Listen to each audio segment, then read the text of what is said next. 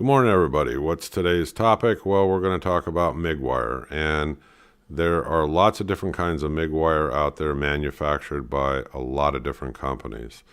MIG wire is like anything else that you buy. I mean, if you go to the store and you say, gee, I'm just looking at, I don't know, paper plates or something like that, why buy more expensive paper plates when you can get by with the generics? So you buy the generics because it's a cost savings and they work for you. The same thing kind of holds true with MIG wire. You have really good quality MIG wire and you have not such good quality MIG wire. And so you can kind of think about it the same way while we're talking, like what's generic versus some name brand that's going to cost you more, but there's probably a lot more in the quality control of the manufacturer, and it's a lot more durable, product. Same thing holds true again with MIG wire. So I picked this little picture here of fairy dust because it's kind of like which ones are not that great or fairy dust. They sell you on the fact how great they are, but they're really not.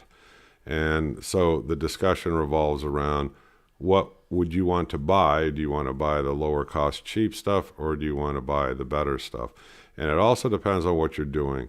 If you're just like goofing around the shop type thing, handyman or hobbyist or little art project, stuff like that, you could probably get away with a really cheap MIG wire and you would be okay. Now, I do a lot of different projects. Sometimes, I do trailer builds. Sometimes I'm doing things that are structural. Sometimes I'm doing the art thing just like everybody else. Okay, so we'll go to the questions and answers and I'll throw up pictures of different kinds of MIG wire. We'll talk about them. I'll give you my opinion on the ones that I know something about. Now, there's a lot of MIG wire I don't know anything about. So if you have one that you feel is an outstanding product, drop it in the comments below. But for right now, let's just go ahead with the discussion. Let's see where it takes us. Okay, let's talk about my least favorite one that I've tried, and it's made by Hobart. And I'm going to stick in each example with 030 wire. There are different variations. You've got 025, you got 035. And you got different variations depending on what type of projects that you're welding. But I'm going to stick with just the 030. We'll do a little bit of price comparison, but I always encourage people to shop around online. You can sometimes find pretty good discounts depending on if somebody bought an enormous quantity and they're using it like as a leader item. Here we go. So you have 88 customer reviews. I went through all of the reviews. Some people love it, some people don't. Here's my experience with it. I don't think it's that great. It'll work, yes. And if you get a good price on it, go ahead and buy it. But it tends to splatter and spit and everything else. Even if I turn up my shielding gas, I just didn't feel that it was all that great. And when I take a look at the price and you're paying, let's say $43.50, I feel that there are a lot better selections out there where you don't have those kinds of issues. So for me personally, this wasn't my favorite wire. Now, I'm not a professional welder. I'm just a hobbyist and a do-it-yourselfer. And I've taught myself to weld over time. I'm not perfect at it, but I think I have a good idea on what's a good wire and what's not. And this one of the ones that we're going to talk about, like I said, is my least favorite. But if I had it, I would use it. It is usable. It's a decent quality, but like I said, for the price, just a little bit more, you can get a better quality wire. Let me throw up something else and we'll talk about it. Okay, this is the next one. It's Radner, and again, it's the 030 wire, and it's about 38 bucks. You'll see up there $37.89. I got these prices off of Amazon. Okay, now I buy mine and I get a discount because I work with a lady that's married to a guy that runs the place. I buy it out at Air Gas, and I get a few dollars off of it. So when I'm out there and I'm getting shielding gas or something, if I'm running low and I don't feel like going over to Home Depot or something, I go ahead and I pick up the Radner. Now, Radner is a really good wire. They have high quality control standards, and I believe it's the only one that Air Gas carries, and a lot of professional welders will use Radner wire. So take a look around, see what you think. But these are my experiences, and my favorite wire I'm going to throw up here in a minute, and it's kind of even with Radner. I really like the Radner, but I also like Lincoln, and I would put them two both neck and neck. I haven't tried all wires out there. I had a comment on the forum where a guy uses HTP wire. Didn't see it on Amazon, but you can do a web search, and if you choose to want to try it, you can. The wires that I buy are readily available in the stores that I go in and out of. I have an Air Gas here where I live. I have a Home Depot. I have a Lowe's. So when I lock into something that really works and I can get it locally, it's nice to know that. I mean, if I can save some money and purchase it online, I will. But if I need it in a pinch, I know that these places carry it and I know the quality of it. So let me throw up the Lincoln ones and let's talk about them and we'll wrap this up. Okay, so what I have up now is I have a picture of what I buy probably the most frequently. But like I said, Radner runs right there with it. But I buy the Lincoln MIG wire, and this again is the 030, so we can stay up with things. And price comparison, this is about $50. Well, it's 12.5-pound roll. A lot of them are 11-pound.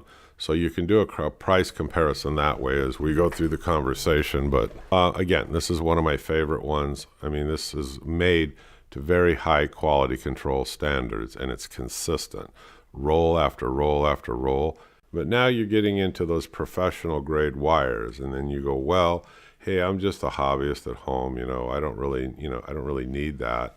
And I can go out to Harbor Freight and I can buy Vulcan wire, and I'll throw up a picture of that here in a few minutes as we end this. Yeah, you can, and it's about $28, I think, for 11 pounds.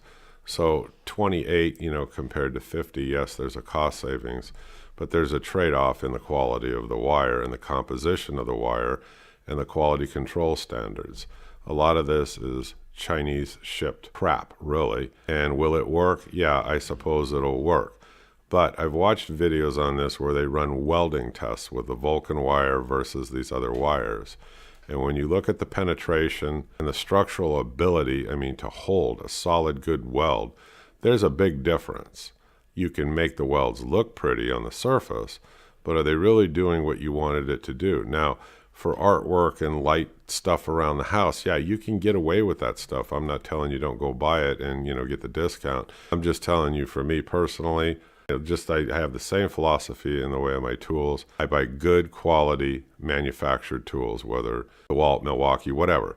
And I don't buy these cheap throwaway tools. I know better, and I know that I can depend on the tools that I have, and I want to depend on the MIG wire that I buy. So yes, I will pay a little bit more or that additional amount more. Now here's my favorite wire of all, and then we'll discuss Harbor Freight stuff in a second. Give me 1 minute and let me throw up my favorite. And look what we got here. We got another product made by Lincoln, but this is called Super Arc. I had a friend of mine a long time back. He said, hey, you're working on some projects where you really can't get in and weld prep, and you really can't, clean them up the best that you want.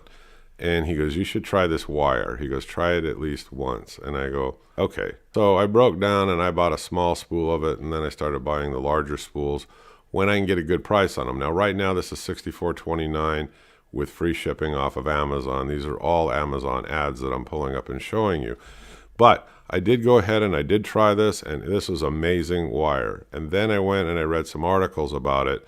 And Lincoln has got one of the higher quality control standards, especially for consistency in the composite materials and things that they make MIG wire out of in the industry. So they have very high quality control standards to ensure that roll after roll, like I said, is held to that standard. What's so special about Super Arc? Well, there's a place called the American Welding Society, and they kind of set standards for the manufacturing of welding material. Now, there's nothing that regulates exactly how to make MIG wire or the composites that go into it, or the composition, or whatever term you want to use. With Super Arc, and every production run is tested, they will always make sure it far exceeds the American Welding Society's standards. So this is like a hybrid wire, and I was amazed when I used it. It welds beautifully. So if I get it on a good discount, I always pick it up, and if not, then I stick with, the generic Lincoln, because they're still held to the same quality control standards, or better than the American Welding Society. And I took a look down some graphs, and I was very surprised. You see how many manufactured rolls of MIG wire, they barely meet these standards. So Lincoln is consistent. So, for me personally, I'll stick with Lincoln. Okay, now here's a wire that's sold by Harbor Freight. Now, I would not buy it. Other people buy it. It's an 11-pound roll. It's a good price at $28. again, you need to decide, are you just a hobbyist playing around with art stuff and you're just doing welding here, there, and you're doing things that are unimportant? If you're just a hobbyist, you can get away with this. It will work fine. Okay, like I said, and I keep saying this throughout the video, I use much higher grade manufactured MIG wire. But there's nothing wrong with this if you're just a home hobbyist. But I would put this on the bottom of my list of what I would buy. I would rather spend the extra money and get a better quality manufactured MIG wire. And then we move on into, all these other wires. Like I said, I'm not an expert on all these wires, but I have friends that have used the Vulcan. They tell me it's the same thing like with the Hobart. It just splatters, it's all over the place. It's hard to control. And then when I went in and I did some research, and you read back on reviews and stuff, what they have is on the manufacturing runs, they have what they call heat tags. And so it gives you an idea of the composition and the chemistry that went into the manufacturing of the wire. But it's not regulated by anybody. But the American Society of Welding sets standards. And these things either don't meet the standards or barely do. There's a long chart. You can do a web search that'll show you all the different kinds, whether it's stick welding or MIG or brazing rods or whatever. The society puts out standards, and this wire, it's just not that great. But again, like I said, I would use it if I was just a home hobbyist doing nothing else. But I do a lot of other things, so I opt to pay for the better wire. But this is on the bottom of the list, and so is Hobart. Okay, let's move into the questions and answers, and I'll see if we can wrap this up, and I'll see if I can help you out with any questions you have. I don't have an extensive knowledge on this, but I do have some, so let's dig in. How do I know among these wires which ones are better and which ones aren't? Because I did a lot of reading, and I believe what I read. When you read different reviews and you start looking at charts by independent people that put together charts on the quality aspects of the chemical composition of these wires and the copper plating that goes over the steel wire and what standards they manufacture to, I just happen to strongly believe that Lincoln's got a very, very, if not the best quality control standard around when it comes to MIG wire. Yeah, okay, right. I've seen lots and lots of examples. Your profile can look great. You can look like you have this fantastic bead. That doesn't mean that it penetrated well. And if you hit it with a hammer or pull on it with a pipe wrench, it could bust right off. That's not the standard that I want to weld things to. I want them to be structurally sound when I'm done. Or if you're doing something on a vehicle or a trailer, I want it to be safe. And I know that these wires, because of their chemistry and, like I said, the quality, I know that they'll hold to that standard. So it's just what I believe. Okay, I know your question relates again to the manufacturing, the production of this. Think about it another way for a minute. Lincoln will consistently, with every single production run, take samples and make sure that they always exceed or meet the standards of manufacture of the Welding Society, like I was explaining. Why do they do that? Because they sell to a lot of professionals that are welding in the industry, whether they're welding trucks, heavy equipment, or whatever they're doing. So Lincoln wants that quality and consistency every single production run, year after year after year, and they've been doing it for a long enough period of time.